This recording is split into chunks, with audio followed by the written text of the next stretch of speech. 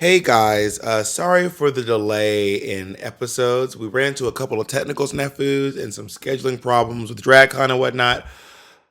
Also, a bit of a disclaimer, this episode does have a few audio issues, but we figured you'd rather have content than nothing, than a void. So without further ado, here is episode 7. My name is Bob the Drag Queen. And I'm Monet Exchange. And this is Sibling Rivalry.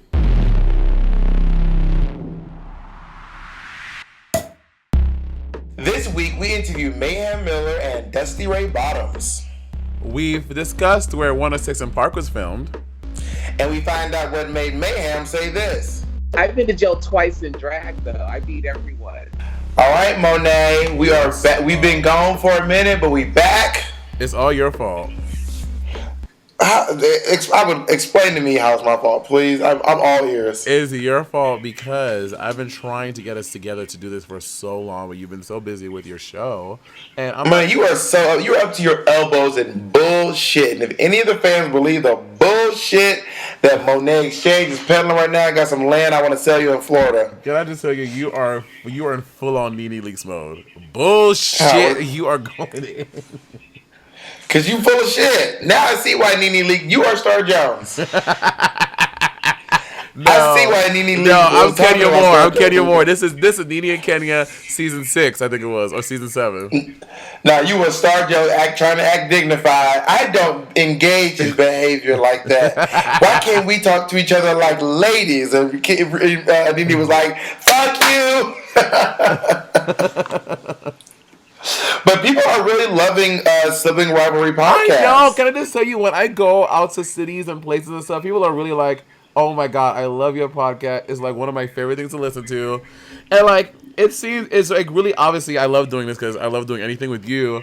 But it's really cool to have people really receive it well, and people like really want to hear what you and I have to say about stuff. Oh, they want to hear what I have to say. They want to listen to you scream about what your feelings.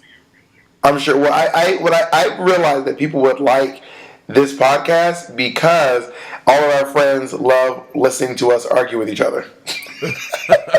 And it's not us arguing with each other. It's me saying something and you weaseling your way semantically around everything I say. Monet, that is not even remotely the case. All right, bitch. Whatever. Anyway, that's not the point. The point is, today we have 2 amazing interviews, continuing our Bi Girl Bi series. Which was my suggestion. I'm kidding. It was your suggestion. We are stepping back in. First, we're going to be interviewing a New York City nightlife queen who actually she said I was one of her first drag shows that she saw in New York City, and then she also worked at Look Queen, which is where you and I both worked together, and now she's currently the host of Look Queen. Yes, her name is Dusty Ray Bottoms. Can I just say, and her fucking name, I thought her name was a play on Dirty Red Bottoms. Because that's like something in the hood, like, you know, these bitches that go by red bottoms, but they should be crusty and dirty. I thought her name was a play on that, but it's just a play on her actual boy name, which is a character. Yeah, her real name is Dustin Rayburn, and her drag name is Dusty Ray Bottoms. So in my phone, I have her saved as Dirty Red Bottoms. I do. Also, total side note, Dusty and her boyfriend are cute. Oh, they're very cute. Trade the house down. Little gay trade, but still trade. Oh, Bob, that's rude. Saying that they're gay, but like you said it like it was a bad thing. You're like they're gay. That was you. That's how you read it. That has nothing to do with me, Miss Thing. That is all you and your internalized whatever it is you got going on over there. Anyway, so let's jump into that. So let's give her a call, okay? Yeah, I love her.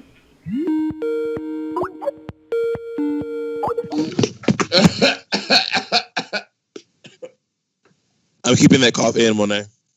That was Dusty, first of all. That wasn't even me. Was that really you, Dusty? Yeah, I just knocked everything over. It just sounded like a really manly, gruff cough, so I assumed it was Monet. It was me, you nasty witch. Was it really? I knew it was you. This is why I love Dusty, because Dusty doesn't treat me like this. Dusty is very nice and kind. Yeah. Oh, well, then maybe you and Dusty should have a podcast called The my Dusty God. Sponge. Dusty's fun. I'm so into that. Oh my God, Dusty, fuck Bob, fuck Sibling Rivalry. You and I are gonna go on the road, girl. Let's do it, girl. Call it Never Loved Your Sponge. Yeah, and then we'll end every show with Pound the Alarm.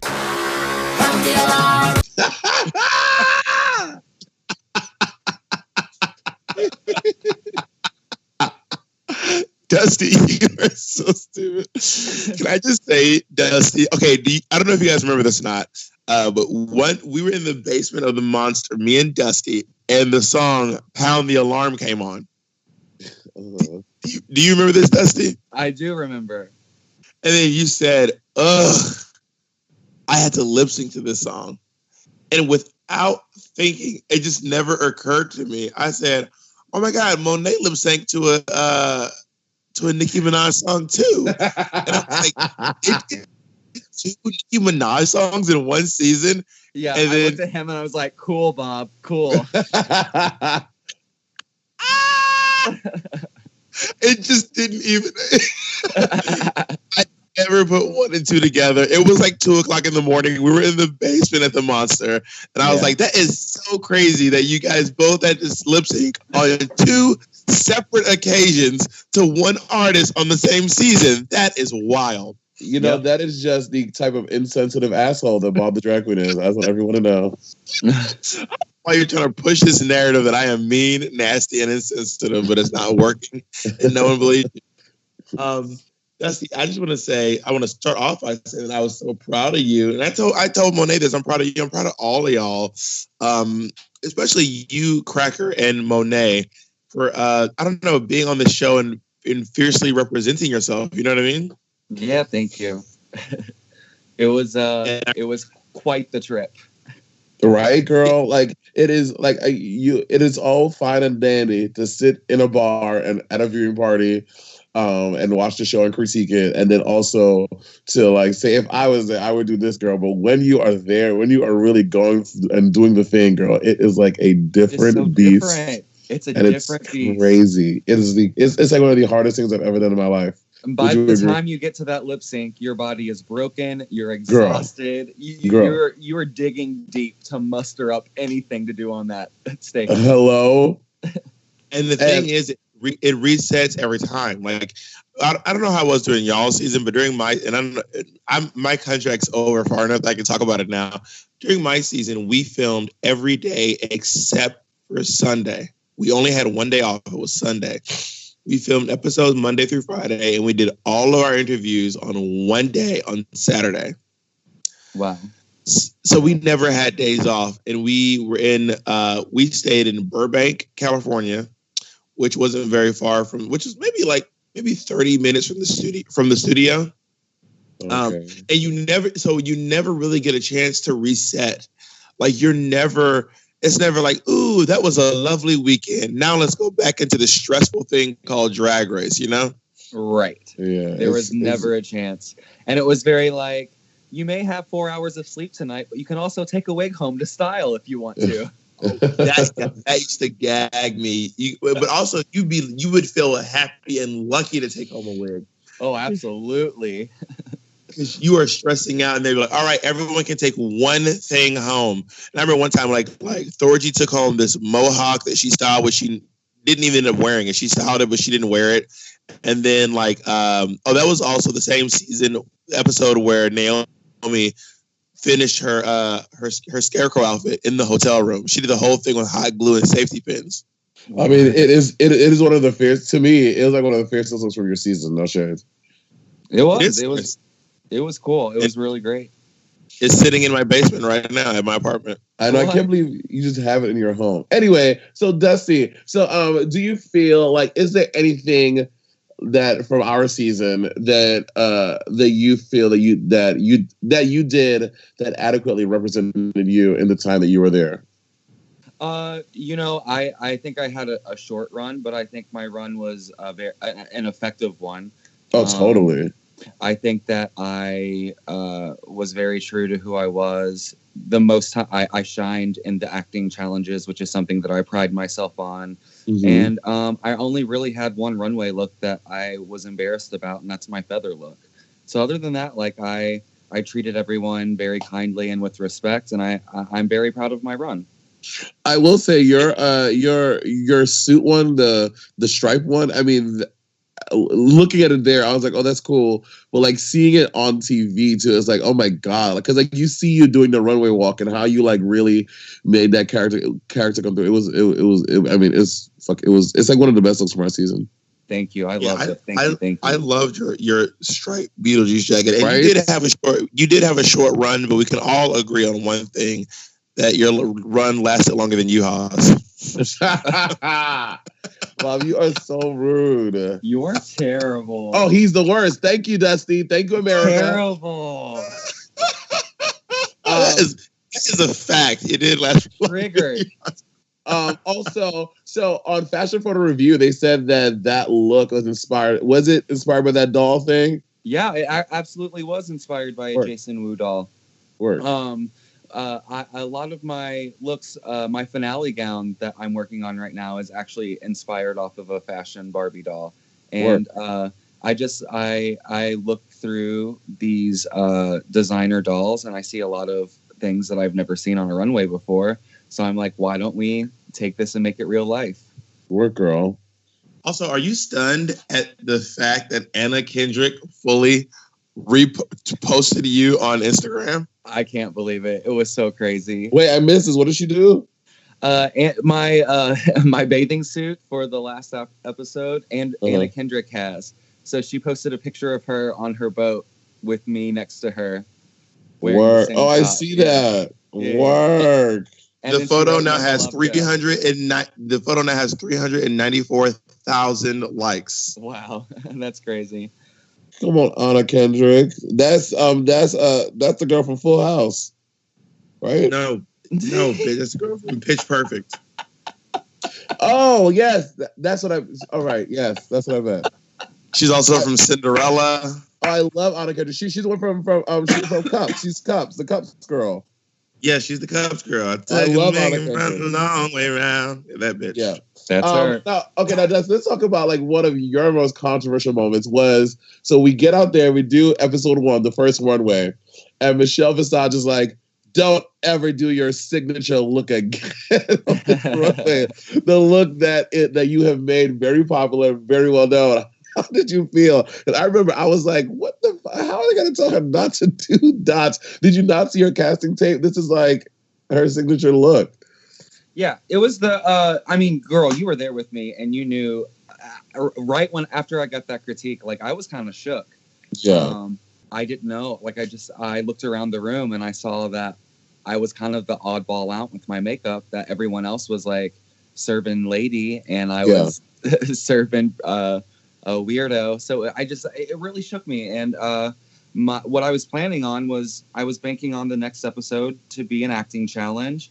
And for me to nail that, and then I was going to do the runway how I would want to do my makeup for the runway, since I gave them 3 consecutive episodes of no dots. Yeah. I mean, you did still get to do your you still did your little baby dots. You just did a bunch of little baby dots instead. Yeah. But then I was like, I probably shouldn't do that again, and I should probably give it. I felt it just like really shook me, and I like, going through the competition and just. I know that I was cast for a reason and I need to stick to my guns by why I was cast. But like looking around the room and seeing everyone else, it just like really messes with your head in the competition. And so I just like, tried to do what everyone else was doing so I could get through a critique or give the judges what they wanted. Well, Michelle Visage is legendary for giving people advice that gets them sent home. Right. It did not get you sent home that time. It actually it voted well for you. Right. Wait, Bob, what are you talking about? Where is this proof? Well, Michelle Visage told Max Milanofi to stop wearing gray hair. And then Max Milanofi stopped wearing gray hair. And then Max Milanofi went home. Michelle Visage told Derek Barry to work on the eyebrows. Derek Barry changed the eyebrows. Derek Barry got critiqued heavily for the eyebrows and went home. So there's a lot of stuff like that in the show. Right. Very that.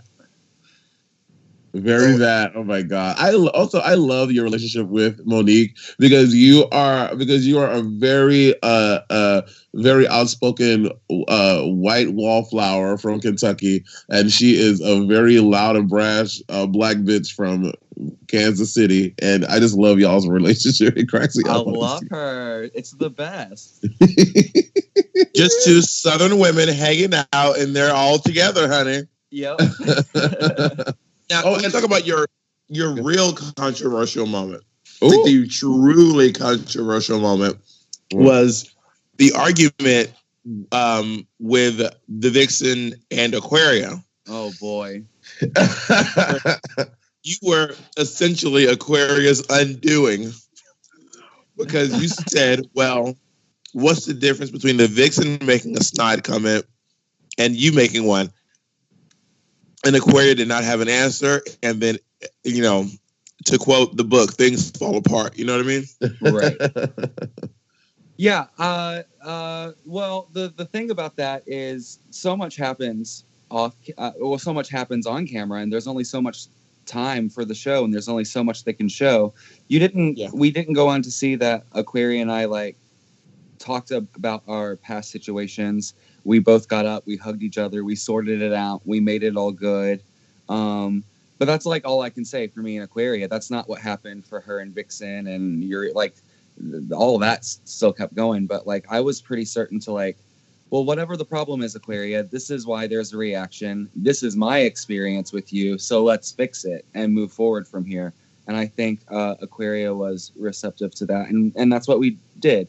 And if you saw on the 4th episode in Untucked, Aquaria was very consoling and pep talking me before I went out to do the lip sync.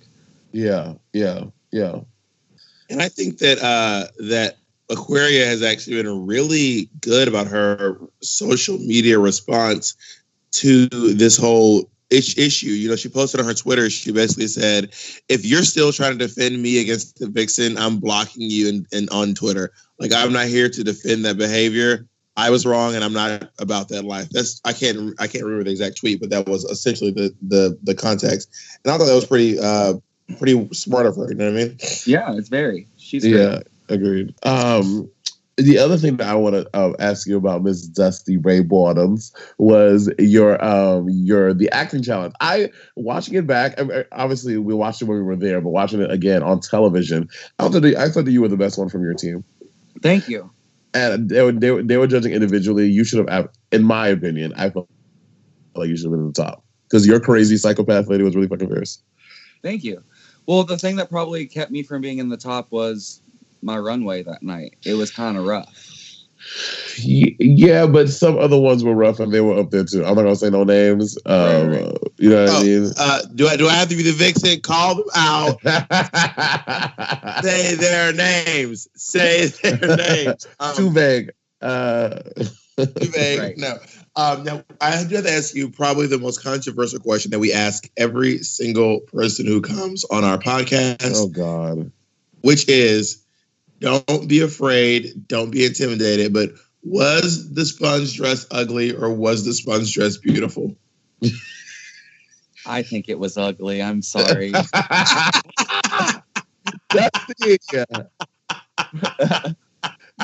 I'm so mad at you. No, you come on, girl. You told me it was cute when we were there. Did I? Yes, you did, bitch.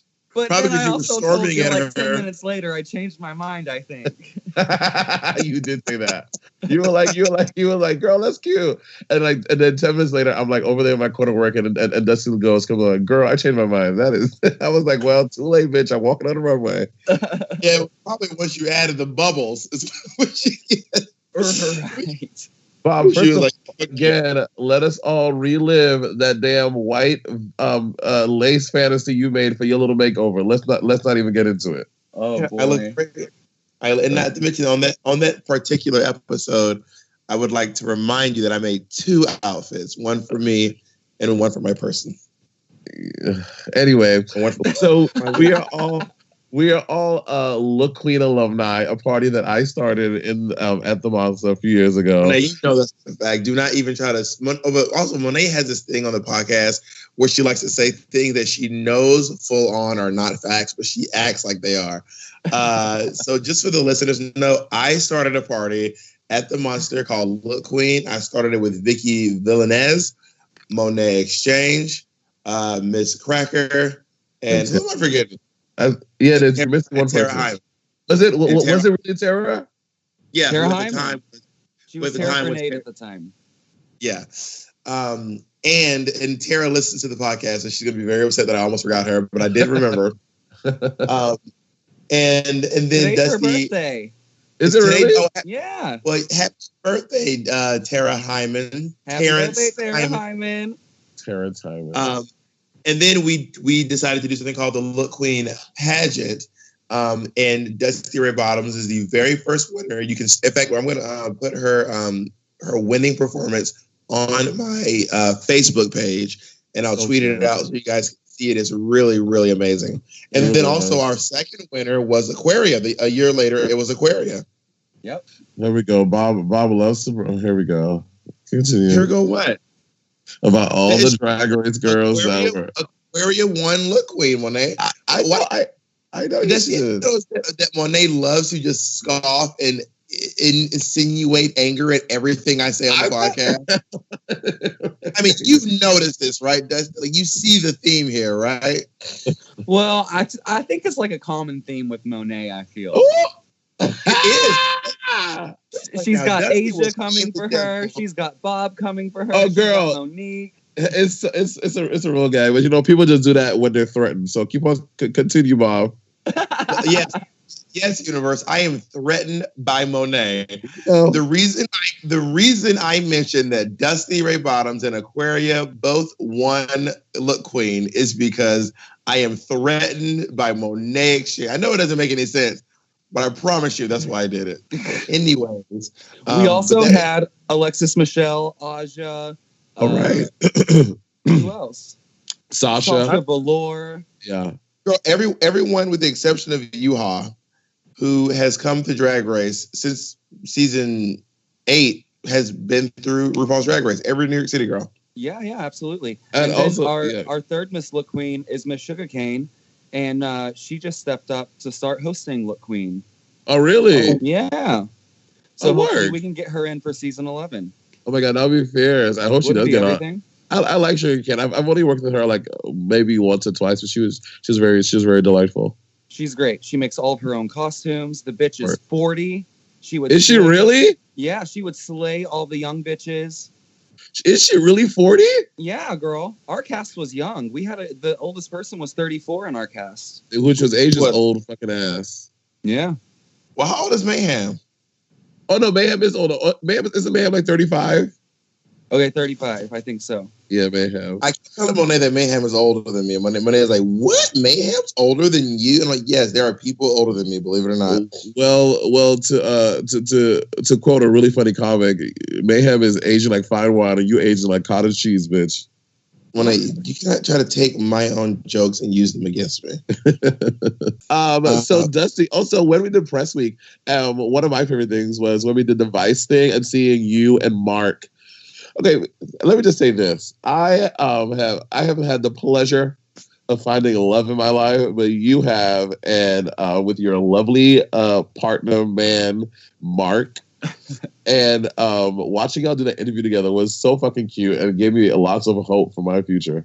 Oh, word. He's great. I really lucked out with him. And I was lucky enough that I met him right before I started drag. Work. Or maybe he wouldn't be here today because he told me he does not like drag queens when I first met him. But now he loves drag queens. How did y'all meet? What happened?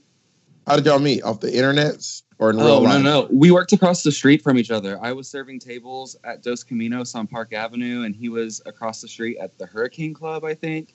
And we would have to take a break at the same time, and we would go down the street at this bar called Wally's, and we would Wahoo's, and we would always just like get margaritas and get drunk before we had to wait tables. And so I just like, I know. And so I just left him my number one day, and we text for a couple days. Then like a month went by, and then I was helping Tara Hyman at Our Lady of Saliva. At the Ritz, and it was like 3:00 in the morning. I was covered in blood because she was like zombie Minnie Mouse and she ate me. And then I was standing outside. Mark was smoking a cigarette, and I was like, "Hey, don't I know you?" And he looked at me and he was so rude. He was like, "No." I was like, "I think I've seen you somewhere." He's like, "Well, I've worked in a club, so you've probably seen me around." I was like, "No, I don't think so." And then I finally got it out of him. I was like, "Do you remember that guy that gave you his number at a bar a couple months ago?" He's like, "Yeah." I was like, "That was me." And he was like, "Oh, really?" And I was like, "Cool, bye." Because he was such a dick. And then we were supposed to have a date the next day, and I stood him up. Where were y'all going back to that bar or what?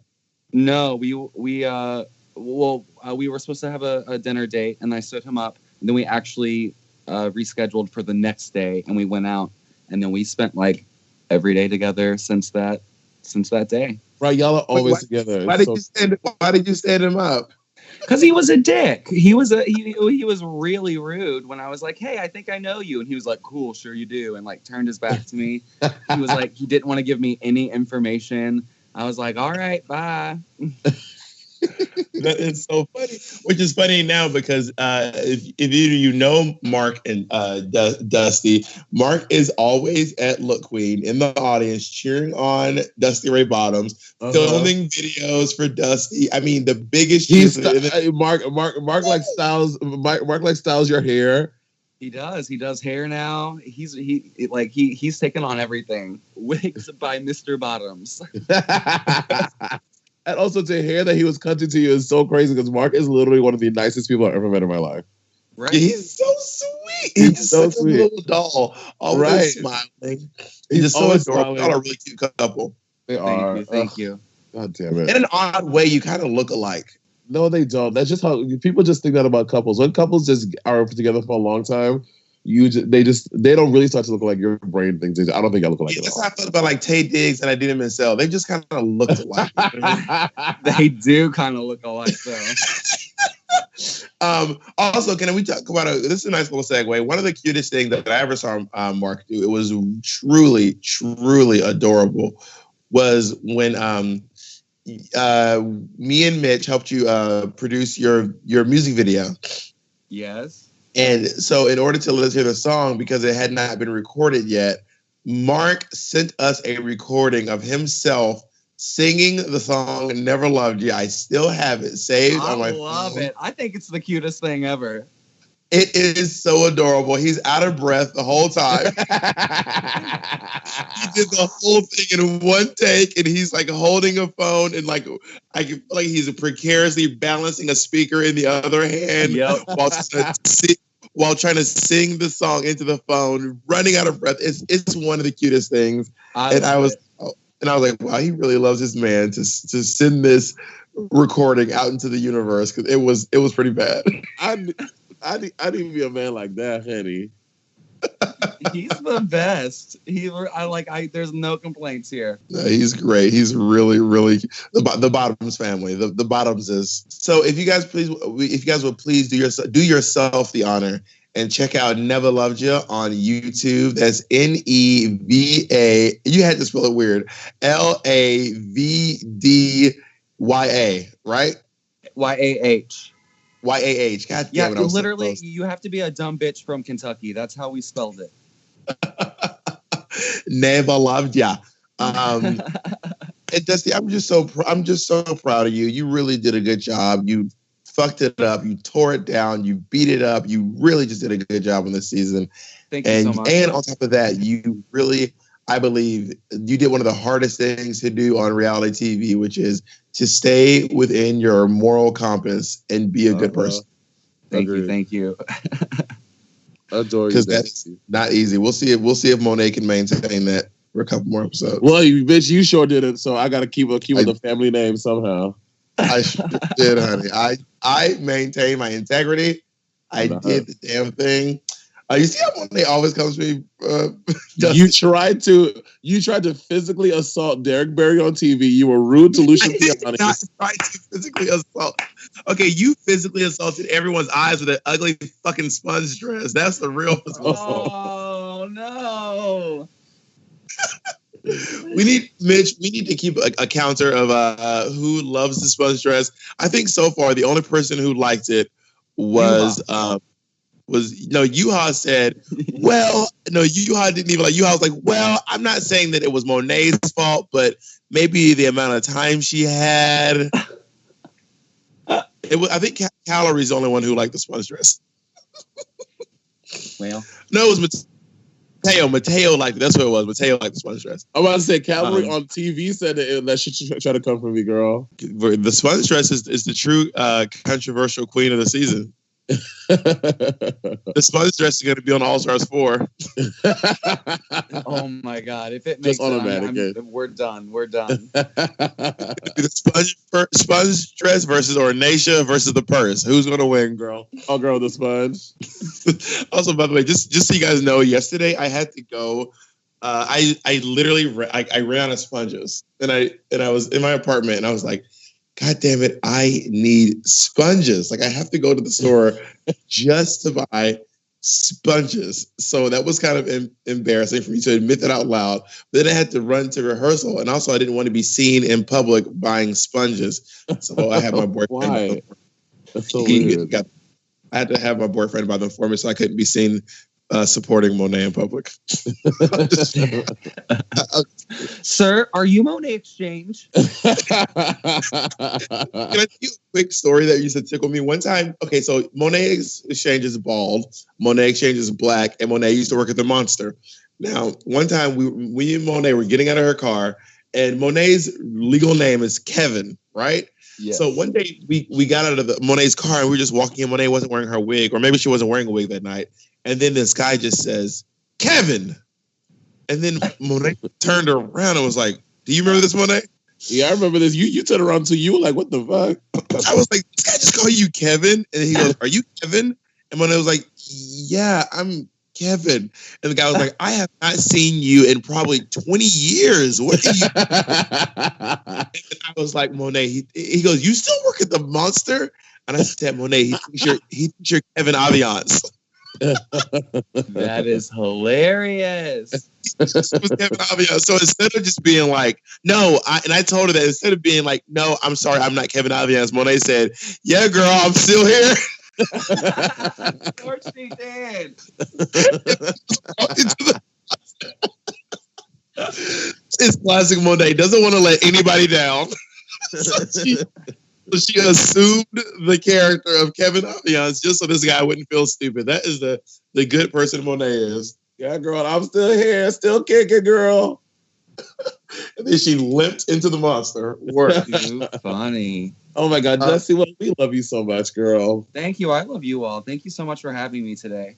Yeah, thank you for joining us on Sibling Robbery. Please check out Dusty Ray Bottom's video, Never Loved You, on YouTube. So good. On Instagram, on Twitter, do you have Snapchat? No, I don't have Snapchat. Snapchat is dead, Bob. No one uses that. I'm asking. If she did have, you don't want to insult her. I don't use Snapchat, but I don't know what Dusty's life is about. Maybe she's a Snapchat girl. I have no clue. All right, Dusty, thank you for joining us, and we'll see you all next time here on Sibling Rivalry. Yeah. Bye. Thank you. Never loved ya.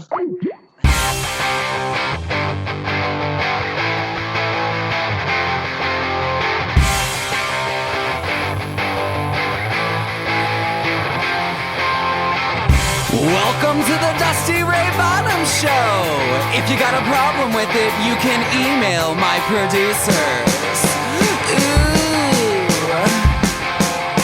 you're talking shit again, I see, online. All right, that was our interview with Miss Dusty Ray Bottom. I just love Dusty. No, she's sickening. She's epic. I'm very proud of her, and I love her song. Oh, I know, right? Never loved ya. It's giving me some real Blink-182 moments. Oh, it is, girl. This takes me back to the summer of 2002 when I had just discovered MTV Hits on channel 188 on Time Warner Cable and Blink-182. You were probably a Benji kid standing outside of Times Square, waving a big banner that says "Justin Timberlake noticed me." No, no. Were you up at 106 in Park? Which is a gag. Did you know that? Folks are like, what's that? Oh my god! White people probably really don't even know what that is. You're so right. Wait, was it actually at 106 in Park? No, it's not an actual 106 in Park, girl. Is this your first time doing television? But TRL was actually in Times Square. Okay, but the show was not Times Square. You know what I'm saying? But it was set in Times Square. You could look out the window. So I thought they were actually at 106th Street and Park Avenue. Also, and if they really were filming up there, girl, that was like back before white folk live up there. It was not a very pretty neighborhood to be filming up at. For those of you who don't know, 106 in Park is Spanish Harlem. It is. For those of you who do not know, Spanish Harlem is right above the Upper East Side on the east side of the park. I used to get a lot of trade up in the Spanish Harlem back in the day on 102nd and 3rd. Monet, what were you doing up in Spanish Harlem if you're from Brooklyn? Because I went to choir rehearsal in Harlem on 135th and Lexington and Lenox. During school? Yeah, that's where we had our vocal department. Oh my God! Were you in high school? Yes, Bob. Wait, your high school was like not on one big campus? No, we would do like math and science and shit down on 48th Street between 8th and 9th, and then at 1 o'clock we would get on the bus and go do choir and music up on the thing. That is very New York City. Take the J train to trigonometry, and then get on the Q and go do reading, and then get on the E train and go do your physical education classes. Bitch, we were in one school. You didn't go in. There was no trains, no buses. It was just Mara High School. What was the name of your high school? Mara, like tomorrow, but Mara. There's a school in New York called Edward. What's the name after Edward R. Murrow? No, I don't know who the fuck his name is. No, it's Morrow, Morrow, Morrow. It just named after some dude that worked at the Waffle House. Well, I don't know why it was. Well, it was in Morrow. It was in Morrow. That's the town. Oh, Morrow, the town. Okay, well, who is the town named after? I don't know, girl. I don't know. Brooklyn is named after he was a Spanish, not a Spanish. He was a conquistador. What's that queen name? Brooklyn. I know Brooklyn. Brooklyn's down in Nashville. I love Brooklyn. He's so hot. Can I just say, speaking of Brooklyn, that was a bonding point for me and Mayhem. So obviously I was a big Mayhem fan before the show started. I follow her on all the shit, and then Brooklyn Heights and I were following each other, and then Mayhem commented on a picture of him. I think it was him like scantily clad. There was a booty cheek out. There was like a left testicle hanging somewhere, and I commented like, of course, heart eyes, smiley face emoji, like, oh my God, obsessed, love you. And then Mayhem commented. Like, she replied to my comment. She's like, that's my man, bitch, back up. I was like, no, he's not. That's my man, bitch. And that's how Mayhem and I bonded before Drag Race. Speaking of Mayhem, we have another interview with the one and only, the LA party legend. Mayhem. She is the party girl. She is here to turn the party. The party doesn't start until Mayhem walks to the door. Look who... Can you finish her entrance? Do you remember her entrance line? She said, the party, I'm here to crash the party. What was it? Wow. Look at you doing your research about our fucking guests. Monet, shut up, Monet. Shut your entire mouth. You're a mess. All the way to your chin. You're a mess, baby. It is. So I guess, look who decided to crash this party. By the way, speaking of mess, Monet, because I'm about to put, since you're trying to shame me and put my tea out there, you guys will know we film our episodes, like we record them all around. They're not always in the same order. We just did the interview with Aja, and Monet did not even listen to Aja's music. Yes, I did. You are so full of shit. I knew you hadn't listened to the music. You were like, no, I'm fully aware. I know everything. I know all the stuff. See, you're laughing because you're lying. I'm laughing. Didn't call you out.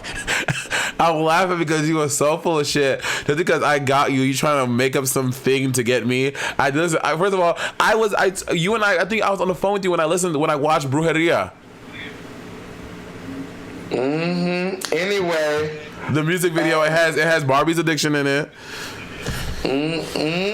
Anyways, you watched one video, so now you know the whole fantasy, right? Anyway, listen. Did you even know that? You didn't even know what's the name of Aja's EP? It is Feeling Myself or I Love Myself. No, see. It's called In My Feelings. See, way to actually do your homework on your guest. Very professional. Oh my god! Just to get you, I am going to. First of all, I have the fucking thing pre-ordered. I am going to screenshot and post on my Twitter when I hopefully it shows when you pre-order. Wow, Monet, you really did your research on your guest. You don't know every single thing about your guest. You should really be ashamed. Yeah, you don't like it when somebody do it to you. Anyway, this podcast is so ridiculous. Yeah, it's always you. You are the literal worst. Oh my god! I literally just did the same thing you did to me, but I did it back to you. Well, you know what? Two wrongs don't make a right, bitch. But 3 lefts make a right.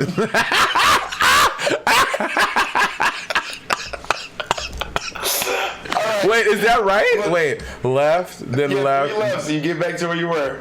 All right, we need to call Mayhem. Okay, yeah, let's call Mayhem. I'll call her. Let's call her. Mayhem, are you in a storage unit? No, I'm in my garage. Oh, come on, garage. Yeah, I was doing laundry, trying to organize drag right now. That's that California life, honey. Garage, car, house. All just words. Just rich and lovely, honey. Monet does have a car, which is also her bedroom and her kitchen. I'm kidding. New York City life right there. How have you been, girl? I've been good.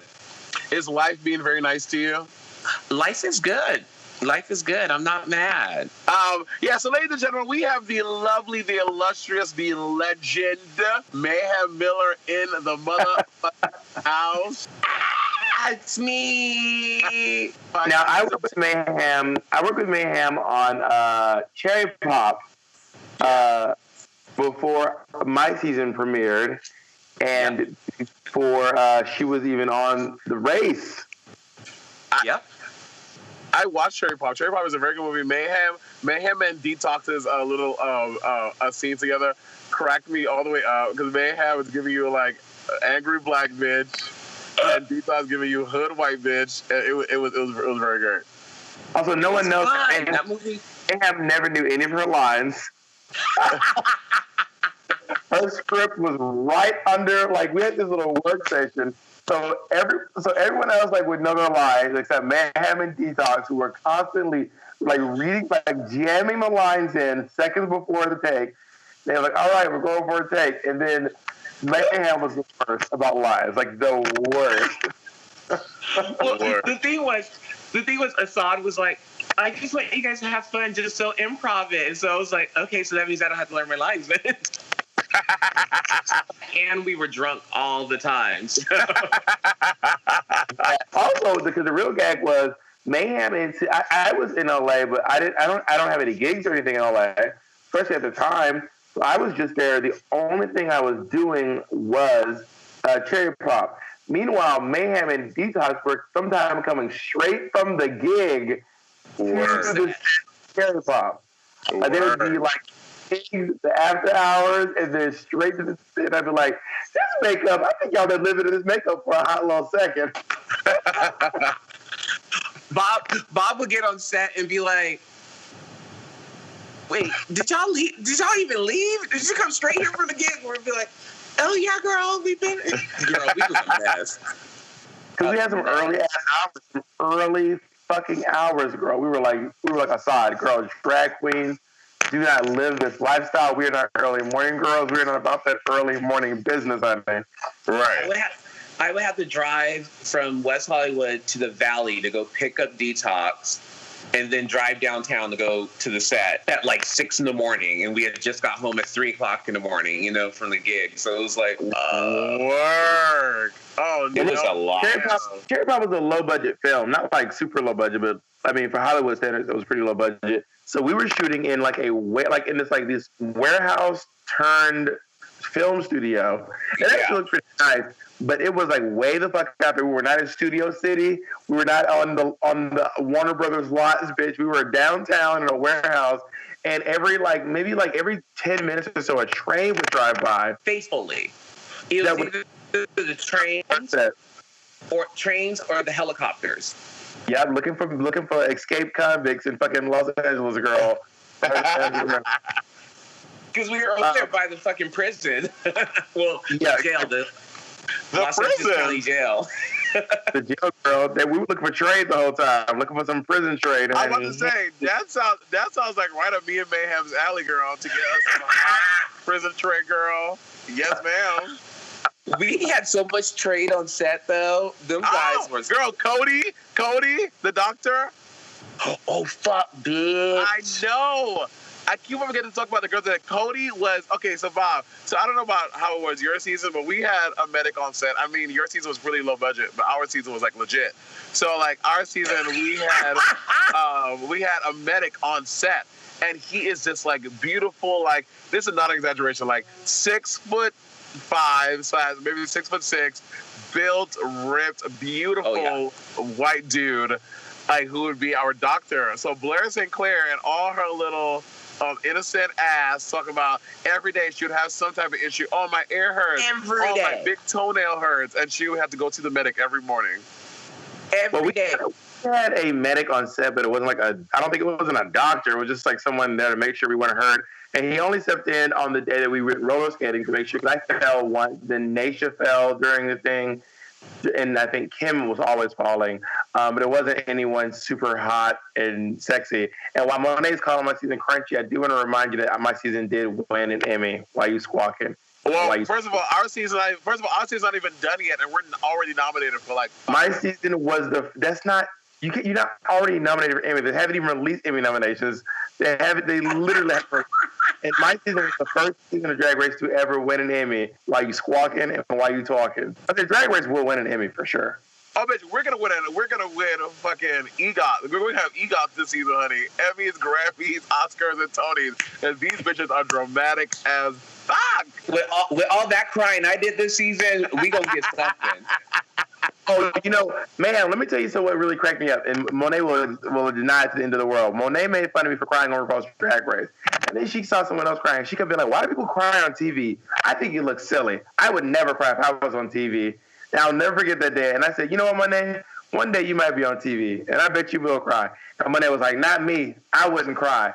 Anyway, roll that motherfucking beautiful bean footage, bitch, because Monet's ass was quivering and her bottom lip was twerking and she was crying and shit. And she was like, I was not crying. And I'm like, well, the storyline is different.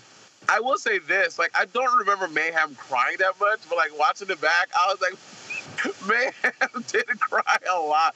I don't remember you crying that much though.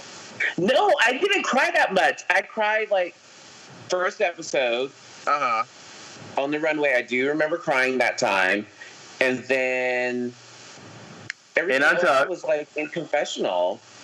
And then you cried in Untucked, and you were like, "It just seems like you were really hard to be here. I'm finally here." Also, when Mayhem cries, you sound like a woman. Like, you sound like a woman anyway. But when Mayhem cries, she is a woman. She's like, like, is that an actual? I cry in character. I'm Mayhem, so I'm a woman, so I have to cry in character as well. If I closed my eyes and heard you crying, I'd be like, that must be Aquaria. It is like the cry of a tiny white woman. I wasn't. Even my brother was like, he's like, what the fuck? You don't sound like that. I'm like, well, you put a wig on and it changes everything. I was also Mayhem as a boy. Like, so, Bob, you know this. Like, you wake up in the morning at these early ass call times. It's like 7 o'clock in the morning. You're like rolling into the van. And while the rest of us, especially me, girl, I literally have a onesie on, still eyeliner on for the night before. Mayhem is prim, fresh cut, Bermuda shorts, but every morning dressed to the nines. I'm like, how is this bitch dressed like this every day? It would gag us all every morning. Mayhem was like pristine every fucking morning. It was a gag. You know who was the real opposite? I don't know what the fuck that Vixen was doing. Vixen would just roll out of bed and walk onto the set, girl. Didn't comb her hair. Is this how you dress on the Daily Mayhem, or was this just a drag race thing? Were we just putting on for the cameras, bitch? No, that's how I dress every day. Work. It was very impressive. That's how I dress every day. Like, normally, like, if it's just an easy day, like, I'm in my gym shorts and in a tank top. But other than that, yeah, she's always in little shorts and little button-ups. And oh, girl, it is so grown and sexy. I was like, oh, Rufus Mayhem, you lucky we on set, girl. I don't have to try to get your number in the club. The thing is, I would let you get it. The girls will always look at me and be like, damn, you. Like, every morning I would be dressed up, but like Blair would be like, I like chocolate. Uh-huh. And she was in the room next door to me, so I would like tap on the wall. And be like, that's why Blair went to prison, because she liked chocolate. A whole new level. I love that Blair St. Clair is the jailbird of season 10. Like, that is, of all the folks you think it would be, you think it'd be someone like Cameron covered in tattoos or Vixen starting fights. No, it is Blair, I do declare. I'm surprised because I've been to jail like twice, and I was sure enough my mugshot was going to show up at least. Oh, and really? I didn't know that about you. Yes. This is some real stereotypical shit, because all three of us have been arrested on this podcast. We sure have. Bob, stop talking about my business, bitch. I've been to jail twice in drag, though. I beat everyone. In drag? Word. I could not. Okay, girl, in drag, like in full geesh, like heels and everything. Yeah. Oh my. Morgan, the last time I went to jail, Morgan had to come pick me up the next day, and she had to bring me like makeup wipes and like some boy clothes, because she was like, "There's no way you can walk into your house with your parents sitting there and you're in full high horse drag." I was like, "Oh my." Work. And also you're in like a jail cell, so you don't even have like napkins to like block yourself, so you're probably like oily as hell by that point. It was bad. Lashes they made me take off my lashes, they made me take off my nails. The wig had to go. Girl, it was a mess. I looked like a hot mess in front of like you were doing some New York City drag circa 2006. It was bad because I went in there, I was like, "Ooh, I look good. Watch, I'm gonna get some gel trained up in here." Because they were like, "We're gonna put you in the drunk tank with everyone else." I was like, "Yeah, do it. Let's do it." Bitch. They were like, "All right, take off those lashes, sir, and those fingernails. Give us that wig, and take off the bra." And I was like, "Word, that is." I was like, "No." I cannot even imagine. Oh my god. I have a question. How did it feel to win? Like, you know, starting season 10, which is obviously a very big season for Drag Race, how did it feel to win, like, the first challenge, like, out the gate? Like, that, I mean, that is an honor. It like, seriously, it's serious. The whole winning first challenge, I was like, all right, I can go home.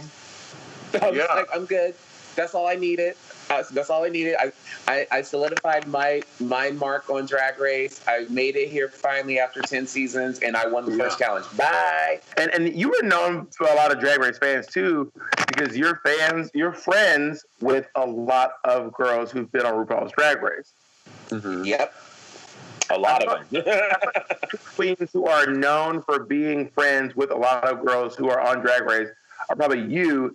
And probably others, Vicky Vox, who's also a friend of a lot of girls who have been on RuPaul's Drag Race. And also, I mean, when was the last time they had an LA girl on the show that wasn't on All Stars? Naomi. Naomi is not from LA.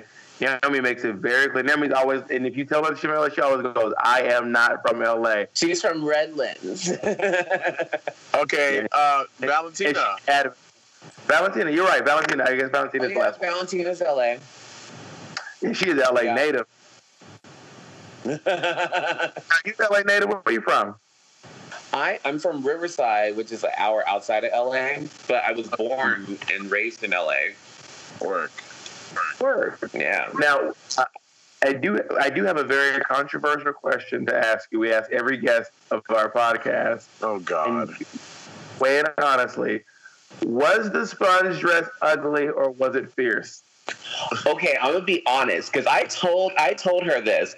I loved the dress. I liked it, and I saw all the work she put into it, and I was like, "Oh, I see what she's doing. That's cute." I felt it. I did. Thank you, bitch. Bob is just a fucking hater, and I remember after the episode, Bob calls it. He goes, "Monet, what the fuck were you wearing?" I was like, first of all. Also, by the way, I'm not alone, and I'm not like some lone solo person hating that sponge dress. I still have my little sponge too. Yes! I saved everything from set. I saved everything. I was like, I'm so proud that it took me forever to get here. I'm keeping every fucking little thing I could steal. I was just grabbing shit. Same, girl. My house is riddled with shit from Drag Race. When Thorgy left, she took an entire bolt of fabric. She went over to the wall, took an entire bolt of fabric off the wall, rolled it up, and stuffed it in her suitcase. Is there anything that you regret from the season? No, actually. I have fun. As stressful as it was, I had a good time. I was happy with the way I played the game. I don't regret anything. Yeah. Mm-mm. I was trying to tell. Well, I'm not. Who is it? Me and Aquarium were together recently, and we were talking about. No, it was me and Eureka. We were talking about. So one day, I forgot what episode it was after. We all went back to the workroom after the elimination. So I want to say it was after episode 4, Last Ball on Earth. And Mayhem, there was this little note on Mayhem Station, and Mayhem thought that somebody was trying to get her, cast like a spell on her. Mayhem is like one of my. Also, I want to say this. I've like stanned Mayhem Miller for years. Like I follow her on Instagram. I follow her on Twitter. I tried to add on Facebook. She like declined my request like 8 times. I was like, "Hey, Mayhem." I did not. You're a liar, mouth. I sure did, girl. And then so we get back to the workroom, like cleaning up, like cameras are off and everything. And Mayhem goes, "Girl, you see this?" And what did the note say, Mayhem? Okay, so see, I'm really upset about this because it didn't make camera, it didn't air, it didn't make the show, and I was hoping that it would because it was so shady and it was so dramatic, and I was like, okay, what the fuck is going on? What was it? We got back to from the runway, and I was at my station cleaning up, and I see this note, and it's right on top of my brushes, and it was like, boo-hoo, bitch, you're next to go. And I was like, what? Oh, yes. And so it flipped me because I was like, wait, what? And so I'm looking around the workroom, and I'm like, I don't think anyone would write this to me. I'm like, what the fuck? I thought I was cool with everyone.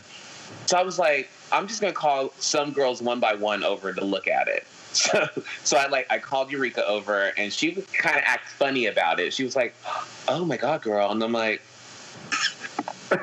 And so I'm like, so then I called Vixen over, and I'm like, Vixen, look at this. And she's like, what the fuck is that?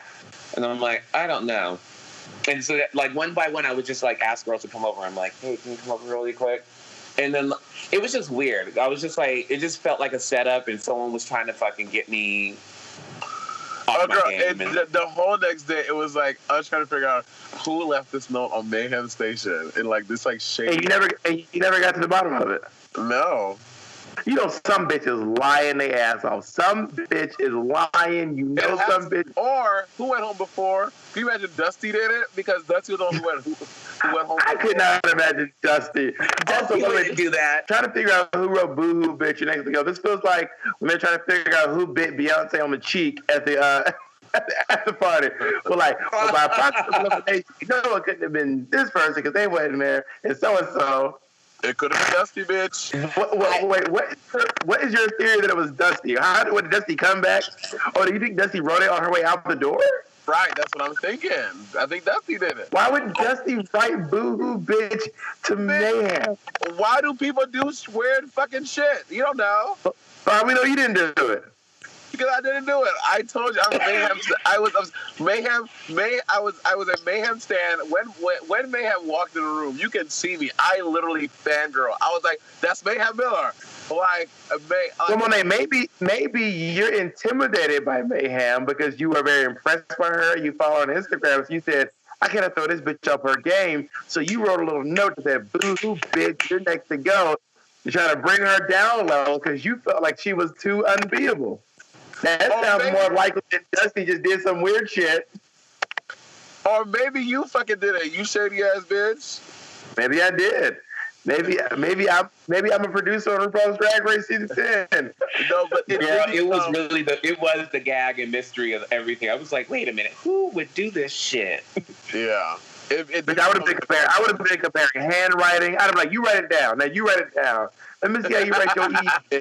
Everybody write down a capital B right now. I want to compare. I'll be doing forensics. I think at that point when I did see it, I was just like, you know what? Fuck this. I am over it. I was so done. Yeah. I was so done. I was pissed off. I was like, you know what? I don't even want to deal with this shit. Well, I have a question for Monet. I was so mad at Monet when I was watching the lip sync back. Monet, why did you try to take off those chaps knowing you couldn't get them over your feet? Monet was trying to take her pants off. Monet was dragging these chaps around the stage. Okay, because I think all of us have had to lip sync for our lives before, and we all know that when you're in that situation, you feel desperate. Like you are just trying to do whatever you can to stay, girl. Bitch, why did you take that piece of cardboard out and lose and break your earring? Looking crazy. No, but the difference is you were dragging around the chaps of your pants, Monet, stepping on them, just climbing over the chaps, not being able to figure it out. Whereas that's for girl. You're trying to stay. Now, let's turn now. When RuPaul says the time has come to lip sync for your life, that shit feels scary. It doesn't feel funny. It doesn't feel like a joke. It's not a kiki. It is scary shit. I think it's the most terrifying thing that I've ever felt in my life. Like, I felt like I left my body for a while. Right. It's just weird because you're like, wait, this is not happening. Are you fucking kidding me? Now, we have also all won a lip sync too. We've also had RuPaul say, "Shantae, you stay," and that. Okay, let's go around and say how I feel. How did you feel, Monet, when you heard Shantae, you stay after being in the bottom? I mean, you feel good, but you definitely feel like your not integrity, but your status in the competition is like you're like the lowest of the low. You feel knocked down a peg, yeah. Yeah, definitely. I would totally agree with that because even though you win your lip sync, it's still like, fuck. Right. When I was lip syncing, first of all, when I was lip syncing against Derek Barry, this is gonna sound shady, but it's true.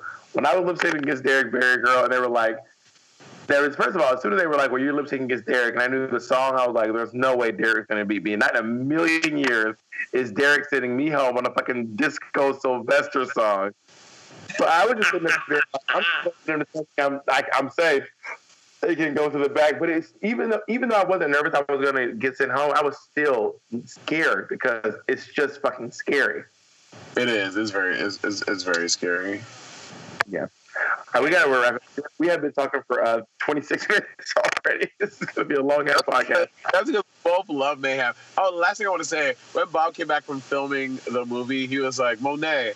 Well, he was telling me all the girls in the movie. I was like, "Oh, Mayhem Miller." I was like, "I love her." And then he was saying, and then I was like, And he's like, yeah, she's like really cool and she's really dope. And I was like, oh, I love Mayhem Miller. He's like, I think that he said these words. I think you and Mayhem Miller would get along really well. Oh, completely. Like I tell everyone, I'm like, from day one, I loved you, and I loved Vixen, and everyone's always like, what? Why? She's such a bitch. And I'm like, because the one thing I did appreciate about Vixen was you knew exactly who she was. Yeah, agreed. You knew exactly who it was. It was not a character. It wasn't fake. It wasn't phony. It was this bitch is going to tell you exactly what she feels, and you don't have to rethink it. Like, I knew if she went in those confessions, I knew exactly what she probably would say. That's very true. Some of these other bitches, you have no idea. They smile at your face, honey. Then I see confessionals. I'm like, oh, okay. Well, I'll take straight up what shocked me on my season of Drag Race. I was sitting there and they would be like, Bob, who's your best friend here? And I was like, you know what? Thorgy. Thorgy's my best friend here. She's one of my oldest drag friends. I've known her for so long. And they were like, Thorgy, how do you feel about drag? Fuck that bitch. I hate Bob the drag queen. Bob is annoying. And I was sitting there being like, I love Thorgy. Thorgy's just amazing. What would I do if Thorgy wasn't here? And that bitch was trashing me the whole time. I was like, this is some bullshit. They were all calling me annoying behind my back. I was like, work. To be fair, though, they weren't lying. Anyway, when does your comedy tour start, Monet? When is your special? I just did a tour. I started a tour today. I took a tour around an apartment building in Harlem I'm looking to buy. Work. There's a great video online of Monet trying to give a tour of an apartment in the Bronx, and she almost gets her ass arrested because she's sneaking into somebody's house. Have you seen this video, Mayhem? No. See that when we walked into someone's house? Yes, honey. I'm starting a whole new series called Exchange Realty, where I just go up to houses and try to get in. I love it. I fucking love Miller, both of us love you a lot. You are just a very delightful person. You're very funny. We had a lot of kikis on set. You are my sister, and I do love you a lot. I love you both so much. Thank you for having me.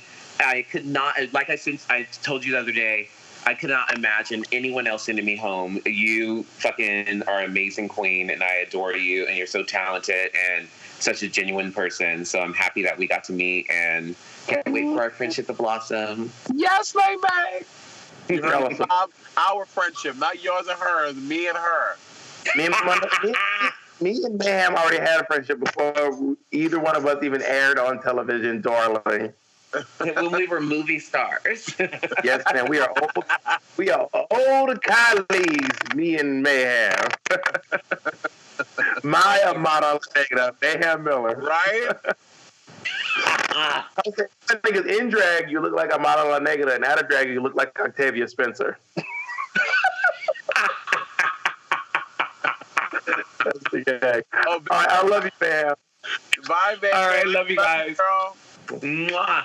All right, I love Mayhem. I do. I listen. I stand for her before the show. I'm gonna continue standing. I love her. You know, she's my flair on Reddit. She is. That is a fact. Mayhem Miller is my flair. It's so funny. You are so silly. Imagine at your own flair. That's so ridiculous. Because I love Mayhem. No, she's sickening. She really is one of the prettiest queens out there. She's fucking drop dead gorgeous.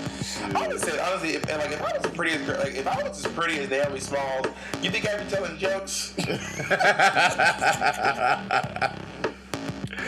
You think I'd be trying to crack jokes if I look like fucking Naomi Smalls? No wonder she doesn't tell jokes. Well, lucky for you have a best friend who I do both. I am the luckiest little devil in the world. All right, thank you guys for joining us on this interview episode of Sibling Rivalry with our continued series, Bye Girl, Bye. Yes, girl. Anyway, love you, sis. Love you, girl. You like it now. I mean, I'm just not gonna fight you anymore. I've just conceded. I am Hillary Rodham Clinton. I finally conceded this election. You're right. You are conceded. I look too good to be rocking this. I'm conceited. I got a reason. Sibling Rivalry is proudly presented by The Only Productions. We'd like to thank Mayhem Miller and Dusty Ray Bottoms for their contributions. We'd also like to thank Monet Exchange for putting up with Bob's bullshit. Anyway, and we'd also like to thank our executive producer, Mitch Brino. Thank you for joining us. Peace out. Bye.